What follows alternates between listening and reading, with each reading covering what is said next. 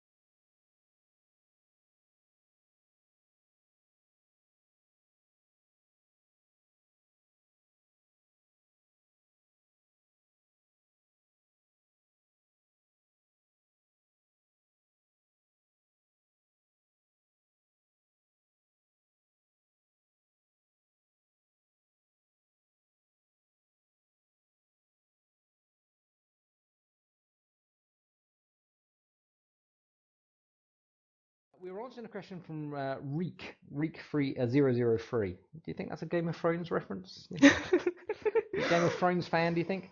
Why don't you partner with Lockheed Martin? Was the question we got. Yeah, it's a good question. They're doing some fantastic work. Yeah, definitely. They do. They make a fantastic educational training simulator. I'm sure you guys have heard of it, prepared. But we're focused on the hobbyist kind of entertainment simulation side of things. Yeah, they're going after a very different user base, a very different sort of player, more of the professional market, more educational kind of purposes, as you said. Yeah. FSX, the version we're producing and we're developing, it's all about personal enjoyment at home. It's about being able to get there and to share the simulation experience with everybody. The two don't necessarily mix up, is the upshot. Let's see what else we have. BG Media back again. Will the new simulator be a arcade sim or a realistic sim? Now, we touched upon this last week. Yeah, I mean, given Dovetail Games' history with Train Simulator, I think it's safe to say that our next flight simulator will be a realistic simulation style simulation, if you get what I mean. Yeah, absolutely. We want to produce a simulator, a highly detailed, brilliant simulator, because we know you are passionate about it, we're passionate about it, we all want to see the same thing. That said, however, we do see a lot of new players come along to FSX, and if you're brand new and you've never flown a plane before or never played the game before, it can be quite an intimidating experience. There's lots of options. Yeah, I mean, we want to make the experience as accessible as possible for someone who doesn't have a whole lot of experience with flight simulation, but we also want to take our more advanced simmers into account as well. So absolutely. So really, we're going to try and position it so we're looking towards both ends of the community. We're looking to brand new players who want to get involved and have an easy way to do that, but then we want to present them ways that they can grow and develop their skills so that they can take advantage of the full kind of simulator at the end there. Exactly. Let's see what else we have. Satoris, is that how you pronounce that? Yeah, I think we'll go with that. Will future FSX DLC be more expensive than a normal game on Steam? Right. Okay. Well, there are lots of things which go into deciding what prices will be, and obviously, when you say a normal game on Steam, really... that leaves a really wide. Yeah. Are we talking kind of Call of Duty here, or are we talking kind of faster than light? I mean, it's very opposite kind of ends of the scale.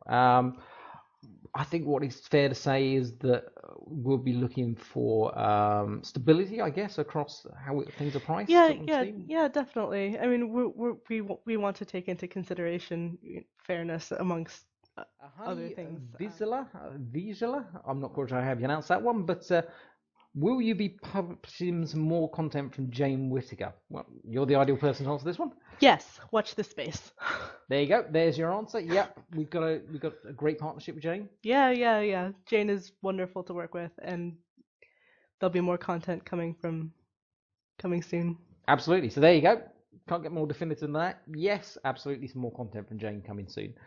Sweb Sims says, will you consider enabling users to download third-party add-ons via Steam? Discussing with developers such as PMDG. I'm not quite sure I understand the question now. I think he's asking, will if you buy a third-party add-on from PMDG, for example, or some other sort of third-party developer, will you going to be uploading those onto Steam and be able to add them to your Steam collection? The answer is no. The Steam system doesn't work that way. Yeah, I mean, part of what we do when we introduce third-party content on Steam is we have to wrap. There's a wrapping system for Steam, and also because we're working with the developers to wrap their product for Steam, we can stand behind it. Sure. You know what I mean? We can support it. Whereas if we were to enable people to buy stuff through our channel but not on it, sure, if that makes sense, I mean, we wouldn't be able to provide support for it. So yeah, absolutely. And as we said, it's also a function of the Steam system. It doesn't work that way. Part of the joy of the Steam system is if you were to remove FSX or another Steam game from your computer, you can then just go to your Steam library and download it again anytime you want. You can't do that with content you've added in. However, FSX is highly compatible with a lot of additional content that's available out there from third-party developers, and we're constantly striving to increase that compatibility. So no, you can't add your content directly to Steam, but yes, absolutely, you can add it and use it with FSX Steam Edition. And if you're in any doubts at all, our advice is always to go check with the developer who makes that content, because they know it far better than anyone else possibly does. Exactly. Let's just see what other ones we got coming in here. Jay's typing away as I speak. Was there a question about that one, Jay? No? Okay, final question then from Andy81. Will you involve the community in the development of the new simulator? After all, this will make sure the important community will be most likely to be happy with it. Yeah, absolutely. Absolutely. Are we going to invite you into the studio and sit you down in front of the computer and let you program it? No, we're not going to do that, obviously. Do we want the community involved? Yes, absolutely, we want the community involved. Yeah, I mean, at this stage, I mean, your input is very valuable to us. I mean, we'd love to hear from you in regarding what you think the new product should be, what your hopes are for it. Yeah, ideas, Definitely. suggestions, things you'd like to see, anything along those lines, send them in. Let us know on the Steam forums, let us know on Facebook, FSX Insider. Any way you want to get in contact with us, share those ideas with us. And this is a dynamic process. As we go along, we start to reveal some more details, and we start to show off the game and show some of the workings of the simulator. We're still going to want that input. We still want to have that feedback.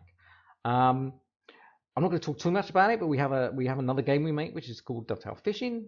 That is a process that if it's not a plane, you're not really interested, are you? But that is a game that we've worked incredibly close with the community to build up and to bring to Steam and to develop. So we're very, very much into that. Very much want you to be a part of that.